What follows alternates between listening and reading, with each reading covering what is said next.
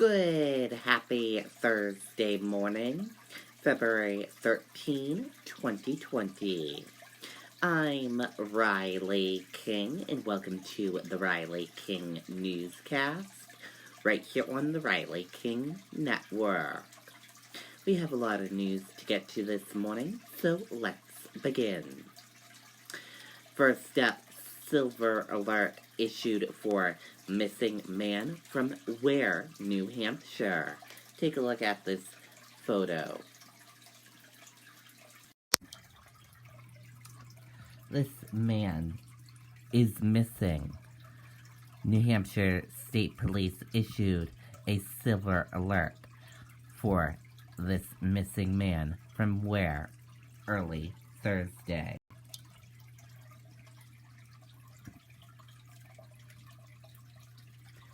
He was last seen at his home on February 11th at approximately 6 a.m. Police said he is 89 years old. He suffers from Alzheimer's and dementia, officials said. He is 5 inches and 5'7" and 165 pounds. With white hair and hazel eyes. He was last seen wearing a blue flannel hoodie, sweatshirt, green t-shirt, black shoes, and gold-rimmed prescription glasses. Police believe he is driving a 2008 yellow Honda with New Hampshire registration 264932. And this is what the car looks like.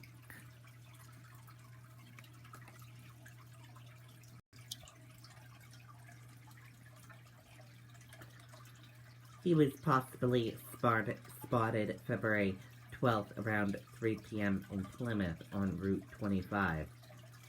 He has gone missing before, police said, and was located in Laconia. Anyone with information about his whereabouts is asked to contact Sergeant Ryan Frisby at the Ware Police Department at 603-529-7755. Man accused of stealing tens of thousands of dollars worth of perfume. Investigators say bottle stolen from Macy's bath stock room. Let's take a listen to that video from WMUR News 9, Charisse LeClaire.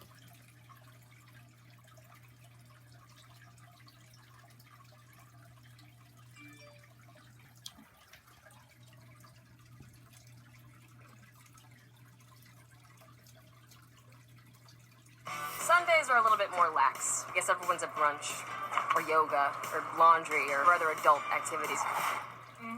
What's with frosé? Evidently, it's something you do all day. Sounds exhausting.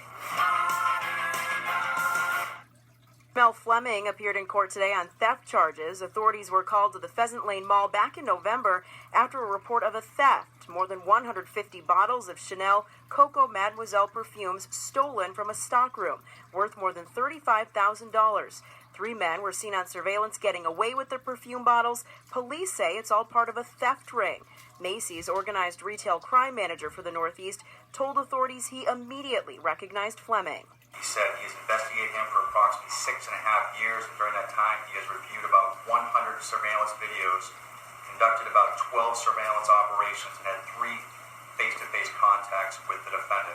Fleming was arrested last week in New York City and brought to New Hampshire to face the charges. Prosecutors today asking for a high bail. He is from New York. He has no ties to New Hampshire whatsoever.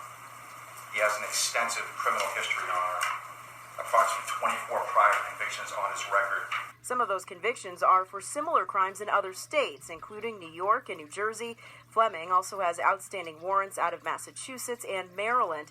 His attorney asking for more leniency on bail. We've heard about his criminal history, and yes, it's extensive. I would say, however, that most of it that we heard today predates the year 2000, so it's over 20 years old. He posted $10,000 bail and is due in court again next month. Fleming faces up to 15 years in prison if convicted.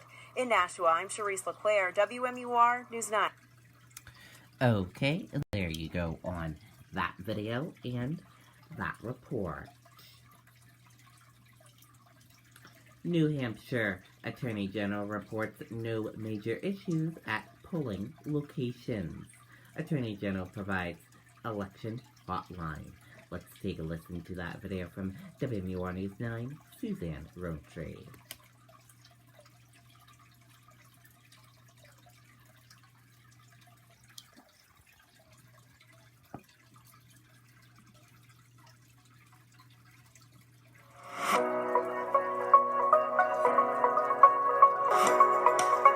Voters weren't the only people visiting the polls Tuesday. A team of 50 state and federal officials inspected every one of New Hampshire's 309 polling places to make sure all the laws were followed. And the state attorney general's election hotline was open, receiving 163 phone calls. We have voters calling in that might not be familiar with their polling location since they just might have moved to a different location. We have other calls that might come in saying, what is the process to register to vote? And election officers called the hotline for advice as well. And they might ask questions about what happens in certain scenarios that they're experiencing with the electronic ballot counting devices and interactions with voters that might occur throughout the day. Most problems were dealt with quickly. Anything that hadn't been resolved on election day, we have a flag in our system, and we'll go through the process of taking a look at the information obtained, seeing if there's anything else that we should follow up on. Following the problems with the Iowa Democratic Caucus, officials believe the nation was watching New Hampshire. This was very routine for us. We pride ourselves on running very fair and very thorough and effective elections. And officials say the success of yesterday's primary was due in a large part to the election officials. Live in Manchester, Suzanne Rowntree, WMUR News 9. Okay, and there you go on that video and that report.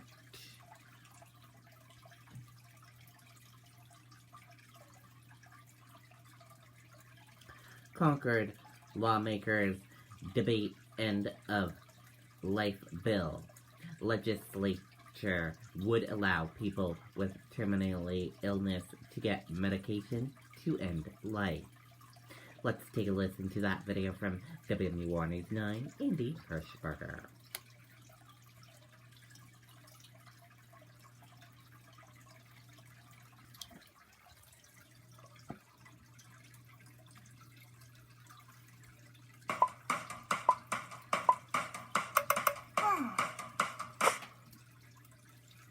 A crowd gathered in Representatives Hall to hear testimony for a bill supporters say would provide people with end-of-life rights. Generally, what we're talking about here is people who are suffering, for whom there is no long-term cure or hope, in the opinion of the medical community. The bill will allow mentally competent adults with a terminal illness and 2 medical opinions to get medication to cause their death. Okay.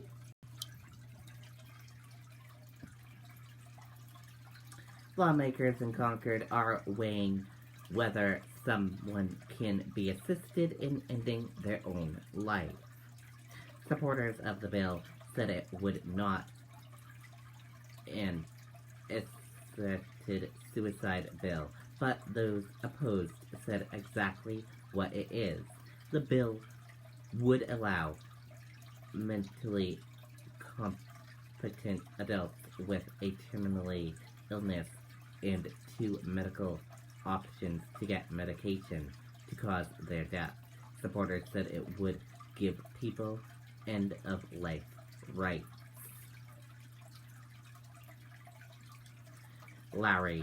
Lucy Carroll of Hawkinton said her 34-year-old son, Alexander, lived in Oregon, where a similar law exists. Her son got a prescription, but died of cancer before using it. But opponents of the bill said it's filled with teardrops. Other opponents said the bill could allow people to take advantage of the elderly, sick, and disabled. Opponents said the legislation sends the wrong message when the state is battling a suicide epidemic.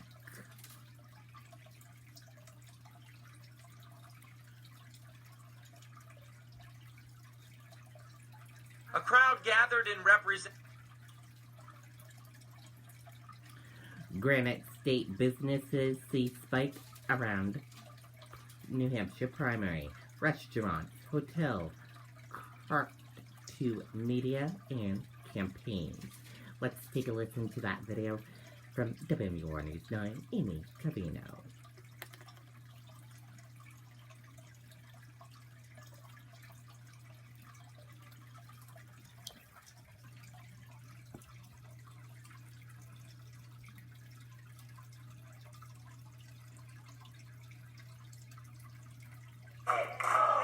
This was the scene at Panucci's Tuesday night. Same bar, 12 hours later. Last night, Panucci's played host to Representative Tulsi Gabbard's campaign, but it was Senator Amy Klobuchar's party Monday that hit overflow numbers. They confirmed it at 2:30 Monday afternoon for a 7 o'clock party with 300 people, because we had a line of 100 people out to try to get in because we were at capacity. The owner tells News 9 he donated the space, calling it his contribution to the primary. 2 empty tables during the rush hour at lunchtime in the Red Arrow Diner, that would be an impossible find during primary week. It must be the day after. The Copper Door in Bedford is reliably busy, but over the last several days, did your restaurant see a bump? We did. We saw it at all the restaurants, and in particular here at Copper Door. We were up about 50% on Monday and Tuesday, the day of the election. Hotels like the Bedford Village Inn enjoyed a similar spike, coming at a time of year where lulls are anticipated. A 25 to 30% increase was the average. Here at the BVI, a single news network rented the entire facility for the entire week. In Bedford, Amy Cavino, WMUR News 9. Okay, and there you go on that video and that report. Timberland stabbing victim remembered as lover of outdoors. Man charged with second-degree murder and death. Let's take a listen to that video from WMUR News 9, Jennifer Crompton.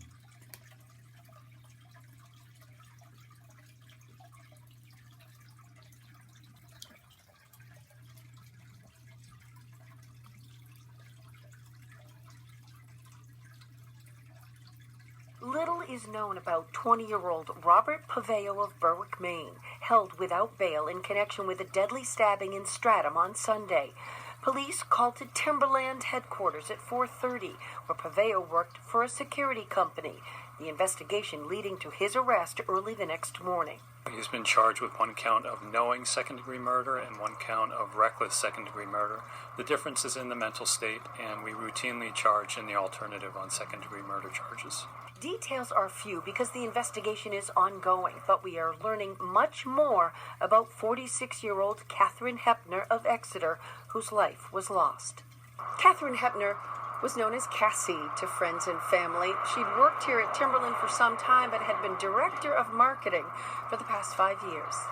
According to loved ones, Cassie had the biggest heart and personality in the room. A wonderful wife, mother, sister, daughter, friend, and colleague who loved life and laughter, an avid outdoorswoman and proud UNH alum who, quote, kicked butt wherever she could.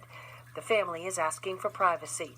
A celebration of Cassie's life is planned for Sunday, and a GoFundMe Memorial Scholarship Fund established for girls who challenge themselves in the outdoors. Cassie Hepner remembered for how she lived. Meantime, the man charged in her death held without bail. We do have within 3 months to seek an indictment or indictments against Mr. Paveo. A scheduling conference is set for April, but Paveo could request a bail hearing before then. In Stratham, Jennifer Crompton, WMUR News 9. Okay, and there you go on that video and that report.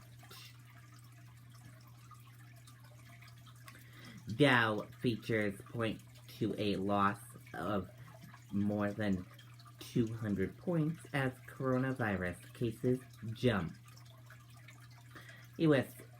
stock index futures are pointing to a lower open on Wall Street Thursday as investors continue to worry about the spread of the coronavirus and look ahead to a slew of earnings. Gunmen open fire on U.S. military at Syria checkpoint. Let's take a listen to that video from ABC News.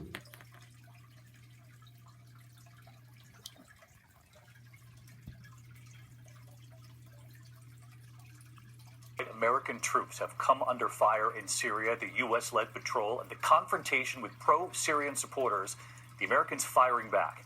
Those Americans, part of the U.S. troops still in Syria on the hunt for ISIS when the confrontation happened. This video showing local supporters of the Syrian regime opening fire at a U.S. convoy.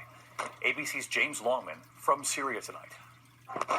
Tonight, American troops attacked in Syria. U.S. military vehicles, their flags clearly visible, stopped at a Syrian regime checkpoint. Gunmen opening fire. A child runs away in the chaos. One gunman killed and another wounded. This is the first time the U.S. has been directly engaged by a government-backed group here. We've been on the ground here in Syria with the U.S. military, who are still working to keep the peace in Syria's complex civil war. You get a sense of just how ferocious this attack must have been. Take a look at how badly damaged the turret is, and the gunner who was in there was covered in oil after those gunmen tried to set fire to this vehicle. These American soldiers are some of only a few hundred left. In October, President Trump ordered the pullout of all U.S. forces, but the decision was reversed after international outcry for deserting the Kurds, who'd fought against ISIS alongside American troops. We met Major General Eric Hill, commander of the Special Ops Task Force. He told us the Kurds still had U.S. protection and that ISIS is still a threat. How has the mission changed for the United States? Because I think a lot of people at home will be surprised to see that the U.S. is still here in Syria. Right. Our mission now is very clear. We're still here to complete the enduring defeat of Daesh. Daesh, ISIS fighters, and the new threat to the region since the U.S. drawdown, countries like Russia moving into unguarded lands, trying to fill the vacuum. Just today, we saw Russian soldiers among that crowd. As the U.S. prepared to leave, the crowd began shouting, "Death to America." While driving with one of the American convoys, we ask about the Russians. Must be pretty strange to see, you know, a Russian flag and an American flag up against one another in Syria. Oh, absolutely. Absolutely. But we are focused on making sure that everything is de-escalated. Today's incident is a stark reminder of the dangerous limbo this region was left in after the chaos of October's partial withdrawal. For US troops, what was already a complex situation is now more uncertain than ever. David? All right, James Longman from Northeast Syria tonight. Okay, there you go on that video and that report. And that does it for this morning edition of the Riley King Newscast right here on the Riley King Network. I hope you all have a great rest of your day, and I'll see you back here later on today for another newscast. And I'll have a news report coming up in a little bit. Goodbye, everyone.